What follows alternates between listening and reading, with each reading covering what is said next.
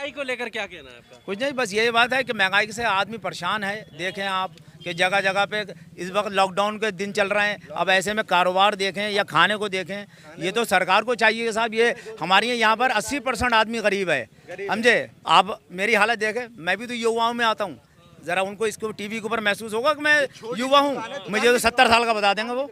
अरे कारोबारी हालत देखो आप कहाँ पहुँच गई। हम छोटे हैं, जरा सी कैमरा दिखाओ, ये छोटी सी दुकान है। दुकान है, भाई साहब क्या 6 आदमी आपकी है ये? जी मेरी है। 6 आदमी रोटी खाने वाले हैं मेरे साथ। मैं तो उनके लिए कहाँ से लाऊं, कहाँ से लाऊं? यहाँ तो मुझे 100 रुपए सुबह से पैदा नहीं हुए और खर्चा 400 रुपए का मेरे घर का। अब 300 रुपए मैं किससे मांगू? पर ये छोटे दुकानदारों को लेकर, ठीक है, एक सेकंड, छोटे दुकानदारों को लेकर ये कहा जाता है कि अखिलेश सरकार में जो छोटे दुकानदार थे उनको यहाँ पर जो है वो देना पड़ता था पुलिस को 500-400 दुकान लगाने के लिए, ठेले वालों को। एक मिनट अब जो है ये नहीं है। पुलिस का देखिए, पुलिस ने कभी परेशान नहीं किया, ना कभी हमसे पुलिस ने मांगा, लेकिन यह है कि जो महसूल चलता था वो उस वक्त सरकार की तरफ से था, वो दिया गया। लेकिन उन्होंने भी अगर 5 रुपए का लाख हमारी दुकान है तो 5 ही रुपए लिए, ये नहीं क्या कहता आप हमें 50 रुपए दे दो, तो हमने 5 रुपए दिए, हमें कोई गम नहीं हुआ क्योंकि हम जो 50 पैदा कर रहे थे। अब तो हमारे 50 का खर्चा है और हमारे 5 पैदा हो रहा है। अब हम कहाँ जाएं 45 रुपए लेने शाम को, बताइए आप, जब बिक्री नहीं है, आदमी नहीं आ रहा है। लॉकडाउन का आप ये आलम देखो कि सारा बाजार बंद पड़ा हुआ है। अच्छा 2 दिन का लॉकडाउन चल रहा है, ये तो आप भी जान रहे हैं। 2 दिन के लॉकडाउन में अब 5 दिन खुला, तो उसमें इसमें कुछ फ़र्क बैठ रहा है 2 दिन के बंद करने में? या तो आप इकट्ठा बंद कर दो, कहते 8 दिन का ही बंद करो, जो कुछ ना कुछ तो लेकर जो चीजें हैं वो आपकी सुरक्षा की नहीं। अच्छी बात है, हम तो कह रहे हैं भाई हमारा देश सुरक्षित रहना चाहिए, हम खुद विकास की ओर के लिए भाग रहे हैं, लेकिन महंगाई के वजह से जो प्रॉब्लमें आ रही हैं, सरकार को ही सोचना चाहिए, थोड़ा सरकार को ही सोचना चाहिए कि भाई अच्छा काम करें, पब्लिक के बारे में सोचें। पब्लिक कितनी परेशान है। अच्छा देखिए, इतने लोग बोल रहे हैं, सब ये परेशान तो है ना।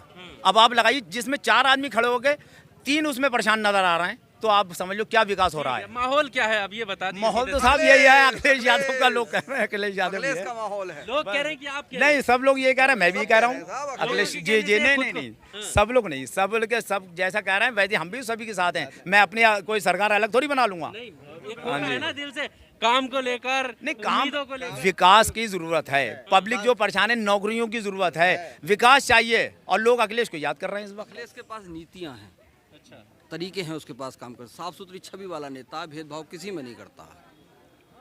युवाओं को भी रोजगार दिया है उसने, मतलब सारी चीज़ें उसने अच्छी करी है। इतनी सरकार इतनी अच्छी चलाई है, पूछो ना। 100 नंबर किसने दी? अखिलेश ने दी। उसका नंबर चेंज कर दिया। देखो है बदले की भावना या नहीं है? 112 कर दिया, 100 सीधा सीधा था। 108 किसने दी? अखिलेश ने दी। कितने उसने बताओ सुविधाएं खत्म कर दी। अब चोरी डकैती लूटपाट वगैरह जो कम हुई हैं तो वो अखिलेश के शासन में हुई है, क्योंकि उसने 100 नंबर चालू करी थी। हर कोने पे 100 नंबर खड़ी है, जरा देर फोन लगाओ आपके पास हाजिर है। अच्छा, ये बात कही जाती है कि इससे पहले जो सरकारें रही थी ना, उसमें यादवों की चलती थी, मुसलमानों की चलती थी। अब जो है अब बिल्कुल सही है, सबको ठिकाने लगा दिया। ऐसी भावना है यहाँ लोगों में, क्या मतलब ये बात सही है? हाँ, आ जाती है कभी कभी, किसी के मन में आती हो, हमारे तो मन में आती नहीं है। हमें तो जो अच्छा काम करता है, योगी जी अच्छा करते तो हम योगी जी को अच्छा कहते, हमारे लिए अखिलेश ने अच्छा करा तो हमने अखिलेश को अच्छा कह रहे हैं। हाँ, उनसे मैंने बात कर ली। जी भाई, नाम क्या हुआ अपना? अखिलेश यादव। अखिलेश यादव। जी, अखिलेश यादव को यहाँ पर लोग कह रहे हैं कि उनको वो अपना मुख्यमंत्री चुनना चाहेंगे। योगी सरकार का काम बताइए कैसा रहा? मुझे एक काम बता दीजिए जो योगी जी ने अपने 5 साल के कार्यकाल में पूरा किया हो, एक काम, खुला चैलेंज। बहुत सारे काम वो बताओ। लोग गिनवाते हैं, गिनवाने से कुछ नहीं होता, ग्राउंड लेवल पे क्या है। ठीक है, आप कमियां बताइए। अब उदाहरण आपको ले लो यहाँ का, यहाँ की विधायक हैं बीजेपी से, ठीक। राजबाला जी। उन्होंने अपने 5 साल के कार्यकाल में सिर्फ एक यात्री स्टैंड 4 कोनों पे और 2-3 पियाऊ बनाए हैं। इसके अलावा कौन सा विकास किया पटवाई में, भी बता दीजिए मुझे, पटवाई क्षेत्र में। ये तो आम आदमी पैसे वाला भी कर सकता है ये काम, जैसे कि प्रधान जी हो गए। ये उनके कार्य हैं, तो विधायक के कार्य क्या होंगे वो आप मुझे बताइए। तो क्या मतलब, ठीक है, अब उनका काम नहीं किया तो जो योगी सरकार, जो योगी अब उत्तर प्रदेश में चुनाव लड़ रहे हैं, वो कह रहे हैं कि वो उनके चेहरे पर लड़ेंगे, और उनके चेहरे पे साफ उनका एजेंडा है, हिंदुत्व ही एक एजेंडा है। उनका एजेंडा सिर्फ एक है, HM। एजेंडा सिर्फ एक है, HM। ये चुनाव भी HM पे ही होगा। HM पे ही होगा, इसके अलावा कोई और मुद्दे हैं नहीं इनके पास, यही और ऑप्शन अगर होता है तब तो फिर वो निकल जाएंगे। फिर तो वो बाहर जाएंगे। अगर विकास के मुद्दे पे ये चुनाव लड़ें तो ये दोबारा सत्ता में नहीं आएंगे। आपने देखा होगा ब्लॉक प्रमुख के चुनावों में क्या हुआ, जिला पंचायत के चुनावों में क्या हुआ, रामपुर का उदाहरण ले लीजिए आप।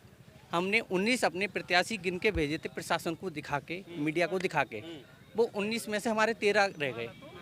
बाकायदा हमने काउंटिंग कराई थी सब कुछ। तो वो कमी तो आपके प्रत्याशियों की है ना, वो कहाँ चले गए, कहाँ चले? शासन ने पूरी मदद करी बीजेपी की, आई सुनिए, जिसमें कि हमारे 2 प्रत्याशियों के वोट हेल्परों द्वारा पड़वाए गए थे, ठीक, एक वोट रद्द हुआ था, एक वोट पड़ा नहीं था, और 2 को मतलब उठा लिया था, उनके 2 के वोट पढ़ने ही नहीं दिए गए।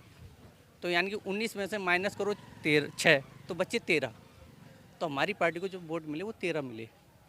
ठीक है, योगी सरकार के बारे में मैं एक सवाल आपसे ये करना चाहता हूँ कि ऐसी क्या कमियां रही, क्या वजह रही जो आपको बदलाव की जरूरत नहीं, है? मैं ये आपसे पूछ रहा हूँ, आप एक काम गिना दीजिए ना मेरे को। यहाँ के लिए मैंने आपको बता दिया यहाँ क्या विकास किया है यहाँ की विधायक जी ने। ठीक है, हाँ। पहले यहाँ के विधायक कौन से? इन्होंने नारा दिया था सबका साथ सबका हाँ, विकास। हाँ। कहाँ है विकास, मुझे दिखाइए ना कि विकास कहाँ है। ये अभी रोड पड़ी है सावाद रामपुर वाली, देखिए जाके देखिए, मथुरापुर पे चंदनपुर पे गड्ढे हो गए, अभी 1 महीना न हुआ रोड को पड़े हुए, तो ये विकास है इनका। अरे हम तो कहते हैं चुनाव मुद्दे पर लड़ो, विकास के मुद्दे पर लड़ो। HM से ना आपको फ़ायदा मिलेगा ना हमें मिलेगा। हमें सरकार से सिर्फ अच्छी सुविधाएं चाहिए जिससे कि आम पब्लिक को फ़ायदा हो, ठीक है। HM से ना तो आपको कोई फ़ायदा हो रहा ना हमें कोई फ़ायदा हो रहा, सिर्फ नुकसान के अलावा।